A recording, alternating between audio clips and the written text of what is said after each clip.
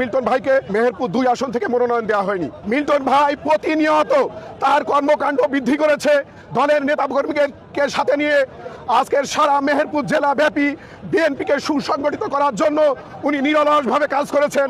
যখন জেলা বিএনপির কমিটি হয় সেই সময় আপনারা দেখেছেন যে উনি রাত 3টা 4টা পর্যন্ত নেতাকর্মীদের সাথে নিয়ে কাজ করেছেন। সারা বাংলা, সারা মেহেরপুর জেলায় বিএনপি এখন অত্যন্ত সুসংগঠিত। আমরা তারাই করেছি। এখন মানুষ প্রত্যাশা করে জাবেদ মাসুদ মিল্টন মনোনয়ন পাবে এবং তার নেতৃত্বে মেহেরপুরের 2টা আসন আমরা বেগম জিয়া এবং তারেক রহমানের হাতে তুলে দিতে চাই।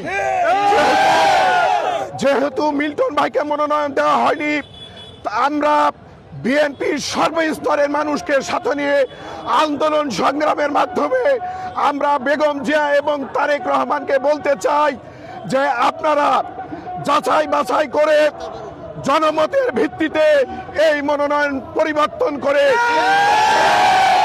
জনগণের প্রত্যাশা পূরণের জাবেদ মাসুদ মিল্টনকে মনোনয়ন দেওয়া হোক। আমরা রাজপথ ছাড়বো না।